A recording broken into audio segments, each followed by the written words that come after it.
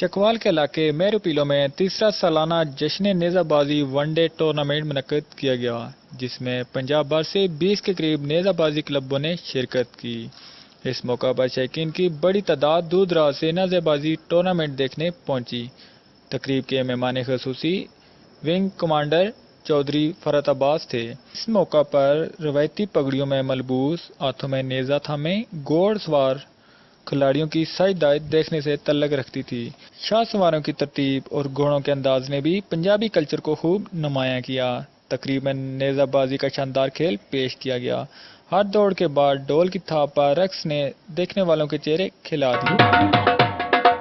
کھیل ہے جی، ٹھیک ہے، اور گھوڑا جڑا ہے شجاعت بہادری اور دلیری کی علامت ہے۔ ذمہ لوگوں کی یہ کھیل بڑے باذوق لوگ اور جناب نفیس لوگوں کی یہ گیم ہے، راٹھاں دا ایسا شوق گنیا رہا، ٹھیک ہے، اور کلے نال مقدرن جی اور جڑے پیڑا کھاڑے دی ساری ثقافت ہے ایسا قائم دائم رکھنا چاہیے۔ جڑے بندے اس وقت کوشش کر رہے ہیں جی اسی انہاں داد دینے ہیں، پاکستان زندہ باد۔ ایک ثقافت ہے، یہ شاہی سوار ہے، گورنمنٹ بھی پروگرام بنائے ہیں، گھوڑی ایک ایک گھوڑی آسے گھوڑی پال مربع دیتے ہیں، لیکن یہ شاہی لوگوں کی سواری ہے، ایک ایک گھوڑا جنہیں رکھا اس سے بڑا خرچ ہوتا اور مشکل نال انہاں دی تیاری ہوندی ہے۔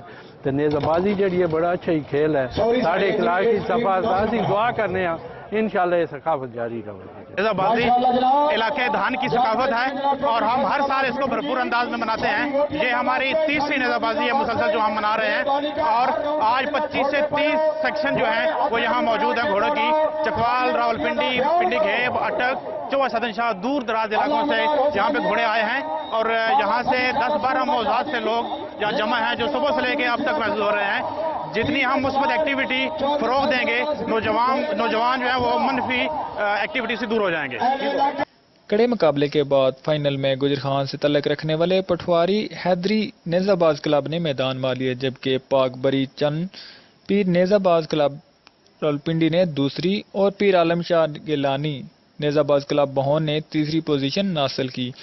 تقریب کے آخر میں کھلاڑیوں میں انعامات تقسیم کیے گئے۔ کیمرہ مین محمد نصیر کے ساتھ ڈسٹرکٹ رپورٹر فرد بشیر، K2 TV، چکوال۔